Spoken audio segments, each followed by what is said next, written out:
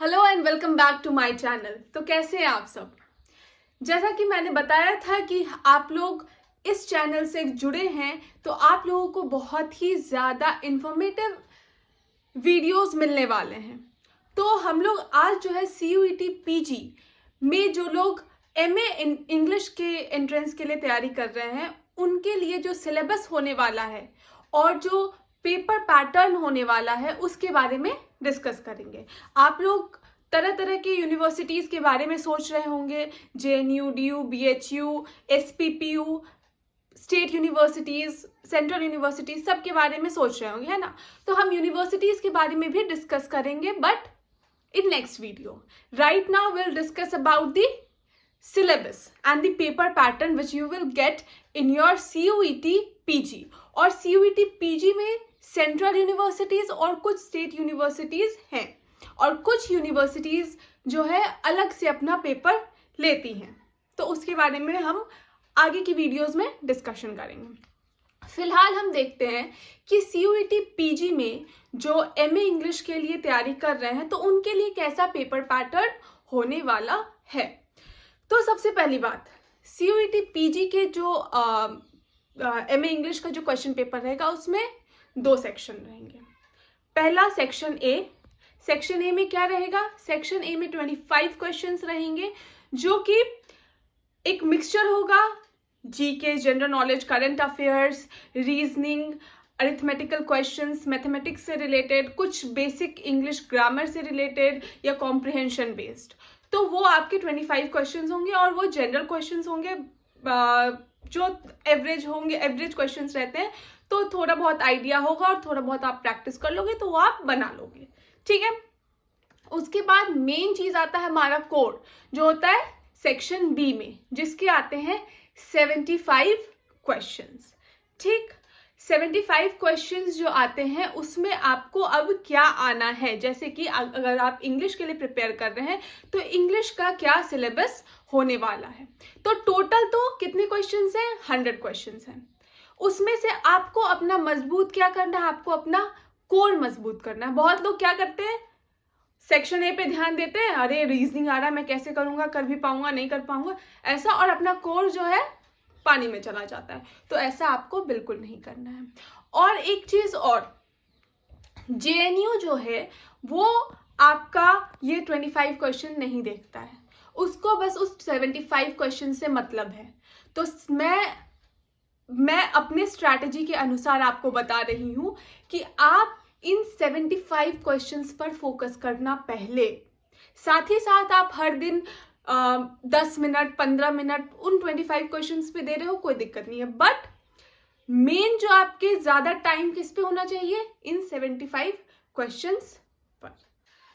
तो जो NTA ने आपको एक सिलेबस दिया है उसमें आपके साथ एक स्कैम किया गया है।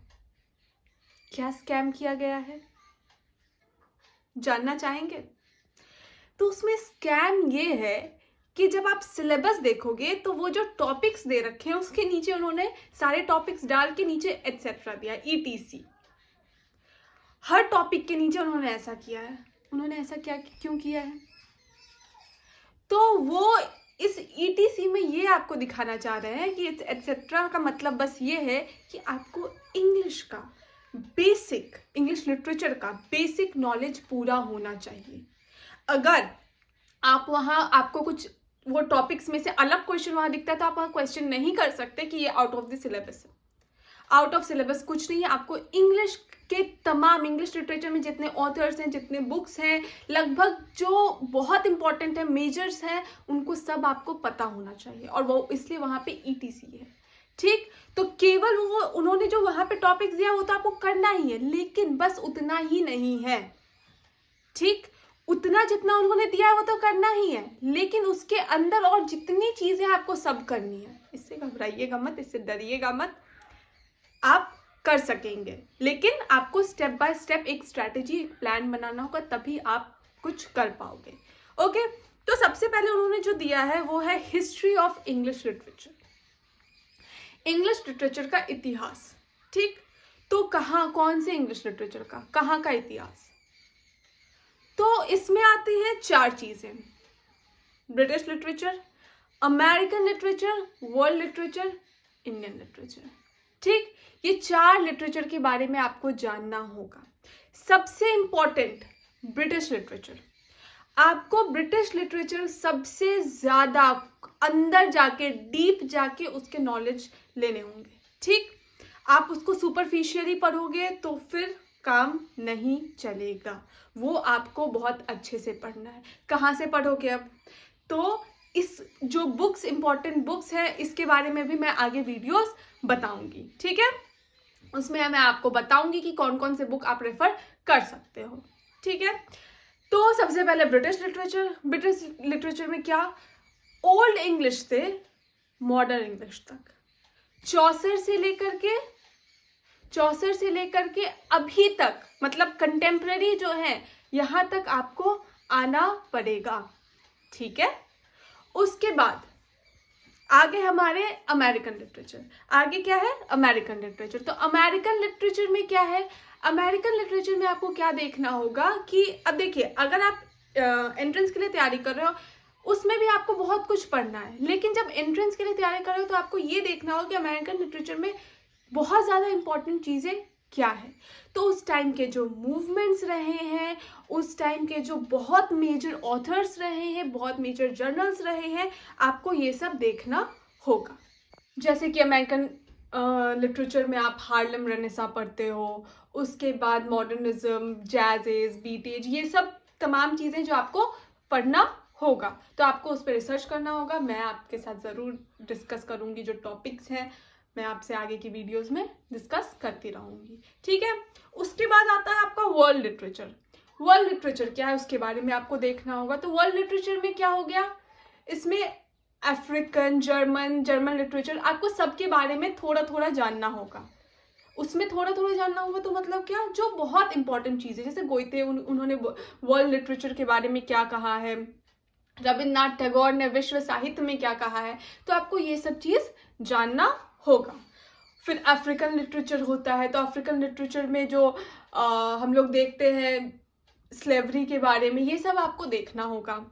उसके बाद आता है हमारा इंडियन लिटरेचर। इंडियन लिटरेचर में ये बहुत इंपॉर्टेंट चीज़ है। आप इंडिया में रह रहे हो तो आपको इंडियन लिटरेचर तो अच्छे से जानना ही होगा। यहाँ के जो ऑथर्स हैं, यहाँ के जो पोएट्स हैं, उनके जो वर्क्स हैं, इसके बारे में आपको जानना होगा। मेजर ऑथर्स, उनके टेक्स्ट के बारे में जानना होगा। जैसे कि कौन हो गए हमारे मुल्क राज आनंद, R.K. नारायण, तो इन लोगों के बारे में जानना होगा। उसके बाद हम, जैसे कि मेरे टाइम पे क्वेश्चन कांथापुरा से आया था, DU के एंट्रेंस में कांथापुरा से रिलेटेड क्वेश्चंस आए, तो उसमें जो कैरेक्टर्स हैं उससे रिलेटेड क्वेश्चंस आए थे। तो इस तरह से आपको सॉर्ट आउट करना होगा कि क्या इंपॉर्टेंट चीज़ें और किस पे आपको फोकस करना है। उसके बाद आता है हमारा लिटरेरी मूवमेंट्स। बहुत सारे मूवमेंट्स हैं जिसके बारे में आपको पता करना होगा कि उसमें कौन कौन से ऑथर्स, कौन कौन से पोएट्स थे, किस वजह से वो लिटरेरी मूवमेंट, उसके पीछे रीजन क्या था उस मूवमेंट के शुरू होने के पहले। ठीक, जैसे कि रियलिज्म, रोमांटिसिज्म, फिर transcendentalism, and then magic realism, imagism, Dadaism, इस तरह से बहुत सारे मूवमेंट्स है, लेक स्कूल, ये सब आपको देखना होगा। ओके, उसके बाद एक टॉपिक है कंपैरेटिव लिटरेचर। कंपैरेटिव लिटरेचर क्या है, आप यही देखिए, कंपैरेटिव, कंपेयर, तो वैसा लिटरेचर जिसमें कंपैरिजन से रिलेटेड बातें हों। अब लिटरेचर में क्या होता है, लिटरेचर में हिंदी पोम्स हैं, हिंदी वर्क्स हैं, इंग्लिश वर्क्स हैं, मराठी वर्क्स हैं, बहुत सारे वर्क्स हैं, बहुत तरह के वर्क्स हैं। तो हम हर तरह के, फिर आर्ट, मतलब कि फिल्म्स हैं, मीडिया, सब कुछ को लेके हम क्या करते हैं, हम कंपेयर करते हैं। तो उससे रिलेटेड जो हम पढ़ेंगे वो किस में पढ़ते हैं, कंपैरेटिव लिटरेचर में। अभी हाल ही में मैंने मेरा एक प्रेजेंटेशन था जिसमें मैंने एक हरिवंश राय बच्चन की पोम को और एक अमेरिकन पोइट के इंग्लिश पोम को, हरिवंश राय बच्चन के हिंदी पोम को कंपेयर किया था। तो इस तरह की चीज़ें, और इस तरह की चीज़ें पढ़नी होती है। उसमें जो है कुछ बहुत इंपॉर्टेंट टर्म्स होते हैं जो आपको जानना होगा, जैसे इंटरटेक्सचुअलिटी, वो क्या है, जो किसने दिया, जूलिया क्रिस्टेवा ने दिया। जूलिया क्रिस्टेवा ने ये वर्ड दिया था इंटरटेक्स्टो। ठीक है, उन्होंने ये टर्म कॉइन किया था। तो ये सब चीजें आपको जाननी होगी। आपको क्वेश्चन पूछ सकता है, हु कॉइन्ड द टर्म इंटरटेक्सचुअल, ठीक है, या फिर जूलिया क्रिस्टेवा इज रिलेटेड टू, तो आप क्या वहां डालोगे, इंटरटेक्सचुअलिटी। ओके, तो इस तरह की चीजें आपको जाननी होगी। उसके बाद आता है हमारा इंडियन राइटिंग इन इंग्लिश।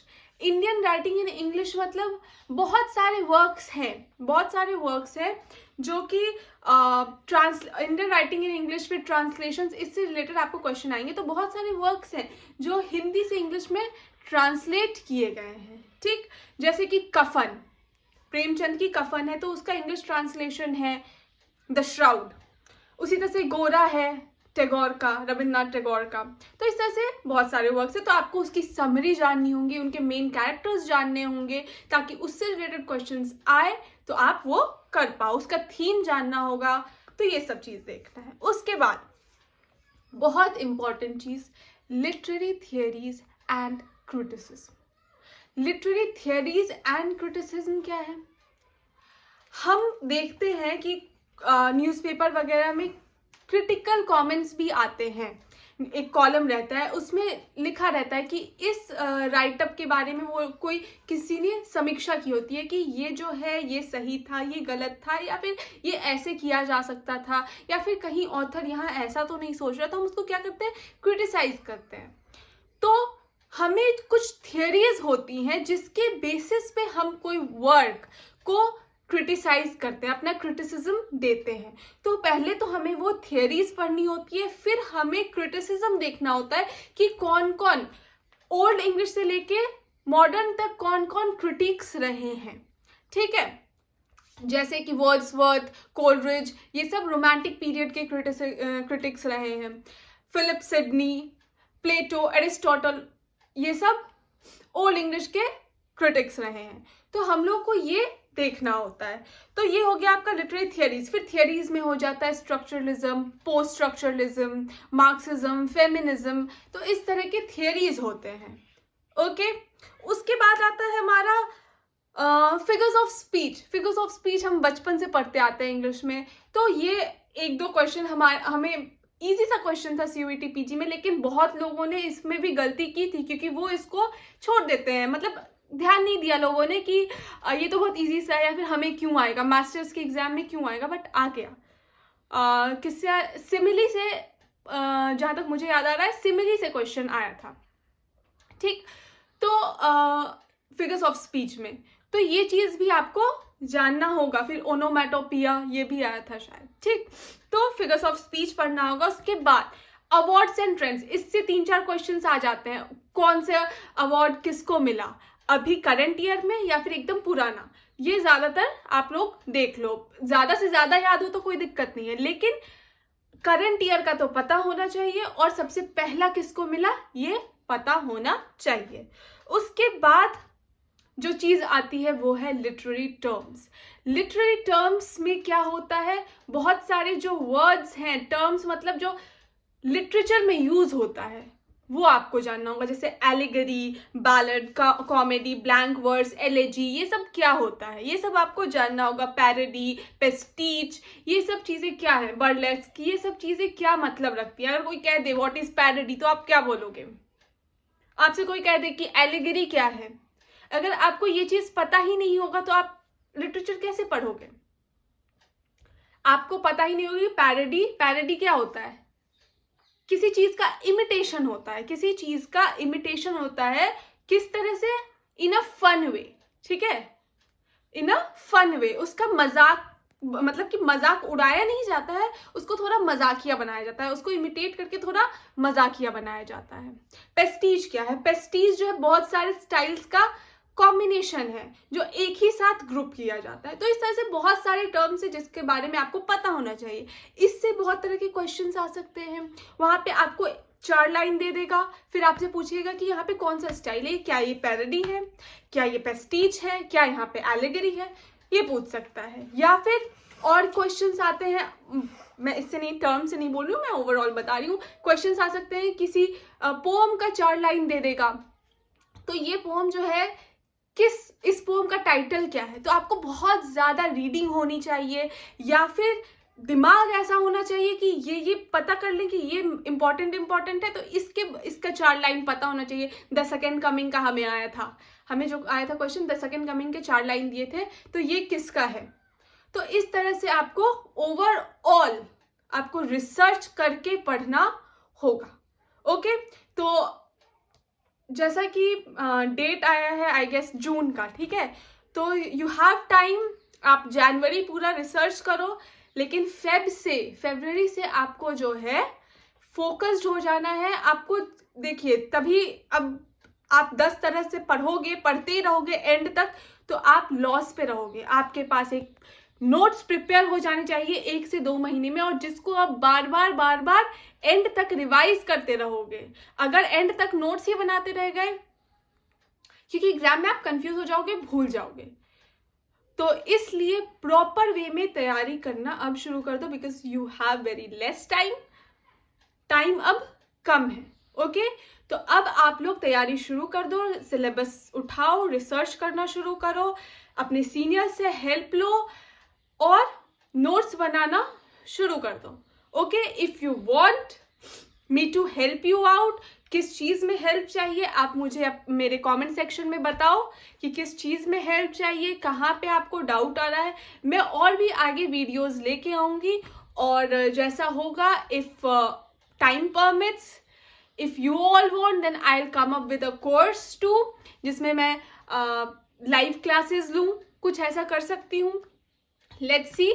और आपको अगर वीडियो अच्छा लगे तो आप ज़रूर लाइक करें, and do subscribe and come back to this channel. Thank you so much.